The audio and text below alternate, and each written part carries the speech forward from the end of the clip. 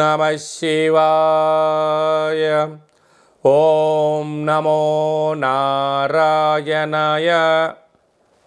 నరదృష్టి నివారణ, కర్మ నివారణ, సంచిత కర్మ, ప్రారబ్ధ కర్మ, ఆగమిక కర్మ, దగ్ధ నివారణ, తులాభార కాల భైరవాయ నమో నమః. ఓం మహాదేవ్యై చ విద్మహే విష్ణుపత్నీ చ ధీమహి తన్నో మహాలక్ష్మి ప్రచోదయాత్. హరి ఓం. మా ఛానల్కి స్వాగతం. చూస్తున్న వీక్షకులకు, ప్రేక్షకులకు, ప్రియ కాళ భైరవ భగవద్బంధులకి స్వాగతం పలుకుతూ మమ్మల్ని ఎంతగానో ఆదరిస్తూ ఉండబడినటువంటి ప్రియ సోదర సోదరీమణులకు, భగవద్బంధువులకు, సనాతన ధర్మ సంరక్షకులకు, జ్యోతిష్య అభిమానులకు అందరికీ స్వాగతం పలుకుతూ ముందస్తుగా ధనత్రయోదశి పండగ శుభాకాంక్షలు.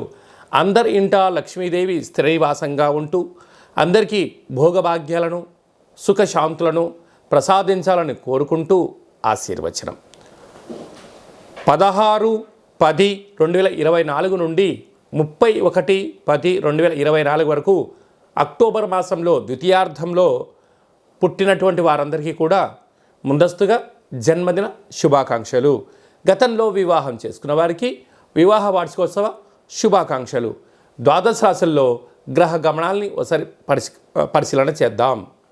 వృషభ రాశిలో దేవగురు బృహస్పతి సంచార స్థితి, కన్యరాశిలో కేతు సంచార స్థితి, తులారాశిలో రవిబుధ సంచార స్థితి, వృశ్చిక రాశిలో శుక్ర సంచార స్థితి, కుంభరాశిలో శని భగవానుడు సంచార స్థితి, మీనరాశిలో రాహు సంచార స్థితితో ద్వాదశ రాశుల్లో గ్రహ గమనాలు ఈ విధంగా ఉన్నాయి. ధనత్రయోదశి పండుగ కాల సమయంలో మీనరాశి వారు లక్ష్మీదేవి అమ్మవారిని ఇంటికి స్వాగతం పలకడం కోసం ఎలాంటి విధులను పాటించాలో, ఎలాంటి దీపం పెట్టాలో ఈ వీడియోలో సవివరంగా సంపూర్ణంగా తెలుసుకుందాం. మీనరాశిలో ఏ నక్షత్రాలు వస్తాయనగా పూర్వాభాద్ర నక్షత్రంలోని చివరి పాదం 4వ పాదము, ఉత్తరాభాద్ర నక్షత్రంలోని 4 పాదాలు, రేవతి నక్షత్రంలోని 4 పాదాలు కలిపితే మీనరాశి. చాలామందికి డేటా ఆఫ్ బర్త్లో లేనటువంటి వారందరూ కూడా పేరు యొక్క మొదటి అక్షరాన్ని అనుసరిస్తూ ఆ రాశిని తెలుసుకునే ప్రయత్నం చేద్దాం. ది, దుమ్, షం, జా, ధ, దే, దో, చా, చి అక్షరాల వారందరూ కూడా మీనరాశి జాతకులే.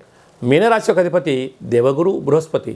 వీరికి ప్రథమార్ధ ఏళ్ల నాటి శని సంచార స్థితి ఉండగా వచ్చినటువంటి ధనత్రయోదశి పండగ. రాశిలోనే రాహు సంచార స్థితి, తృతీయంలో దేవగురు బృహస్పతి సంచార స్థితి, అర్ధాష్టమ కుజుడు, సప్తమ స్థానంలో కేతువు, అష్టమ స్థానంలో బుధాదిత్య రాజయోగం, రవి బుధుడు కలిసి సంచారం చేయడం, భాగ్యస్థానంలో శుక్రుడు సంచారం చేయడం, వ్యయంలో శని భగవానుడు ఉన్నప్పుడు లక్ష్మీదేవిని ఎలా పూజ చేసి ఆహ్వానం పలకాలి అన్నట్లయితే పూజా మందిరంలో పసుపు రంగు కలిగినటువంటి లేదంటే ఎర్రటి గుమ్మడికాయను సగభాగాన్ని కట్ చేసి కూష్మాండ దీపాన్ని పెట్టడం, సింహద్వారం బయట శనగపప్పుతో కూడుకున్నటువంటి పిండిని ఏర్పాటు చేసి నువ్వుల నూనెను, కొబ్బరి నూనెను, వేరుశనగ నూనెను 3 నూనెలను కలిపి దీపాన్ని పెట్టడం వలన ఏళ్లనాటి శని, అష్టమంలో ఉండబడినటువంటి బుధాదిత్య రాజయోగ దోషము, వ్యయంలో శని దోషాలు తొలగిపోయి మనశ్శాంతి, ఆయువృద్ధి, జ్ఞానవృద్ధి మీనరాశి వారి సొంతమవుతుందని చెప్పి గమనించాలి. కనుక వీలైనంత వరకు పూర్ణిమ తిథి యందున, అష్టమి తిథి యందున, మీ జన్మనక్షత్రం రోజున దూరావాయు జల ప్రయాణాలు పెట్టుకోవద్దు, అప్పులు ఇవ్వద్దు, అప్పులు తెచ్చుకోవద్దు, వివాదాలకు దూరంగా ఉండండి, మౌనంగా ఉండండి, ఆధ్యాత్మికమైనటువంటి కీర్తనలు, భజనలలో పాల్గొనండి, మనశ్శాంతికి దగ్గర అయ్యే ప్రయత్నం చేయండి. ఇది కాక అంతా నాకు తెలుసు, నేను ఏదైనా చేయగలను అనుకున్నారా? మీకు తెలియకుండానే నిద్రని రాత్రులు గడపడం, శత్రువృద్ధి అవ్వడం, కారాగారము, ప్రమాదాలు పొంచి ఉన్నాయి. తస్మాత్ జాగ్రత్త. అలాగే చలనచిత్ర రంగంలో పనిచేసేటువంటి వారు, సినిమా రంగాల్లో ఉండబడినటువంటి వారు, యూట్యూబ్, వాట్సాప్, ఫేస్బుక్లో పనిచేసేటువంటి వారు, జర్నలిస్టులు, సంగీత విద్వాంసులు, నటు మణులకు మంచి అవకాశాలు రాబోతున్నాయని చెప్పి గమనించాలి.